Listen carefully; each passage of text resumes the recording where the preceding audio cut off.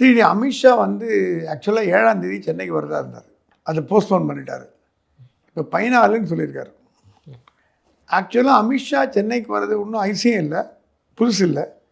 ஆனால் இந்த தடவை சென்னையில் 2-3 நாள் தங்கி கூட்டணியை ஸ்ட்ரெங்தன் பண்ண போகிறதா கேள்விப்படுறோம்.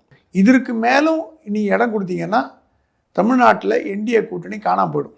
ஏன்னா திமுக எதிர்த்து வலுவான கூட்டணி அமைக்கணுங்கிற அமித்ஷாவோட ஆசை. அதுக்கு என்டிஏ பிளான் பண்ணார். அதிமுகவை தவிர எந்த கட்சியும் உள்ளே வர்ற மாதிரி தெரியல. இவரும் சொல்லி பார்த்துட்டாரு, கூப்பிட்டு பார்த்துட்டாரு, ஒருத்தர் சண்டை போட்டுக்கினாங்க. இப்போ பாதி பேர் கட்சி டிஎம்கேல போய் ஜாயின் பண்ணாங்க, டிவிகேல போய் ஜாயின் பண்ணுறாங்க.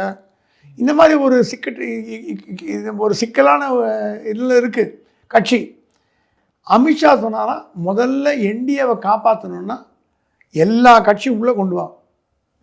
பாமக கொண்டு வாங்க, தேமுதிக கொண்டு வாங்க, புதிய தமிழை கொண்டு வாங்க. இருக்கிற கட்சியெல்லாம் இருக்கிறது அவ்வளோதான்.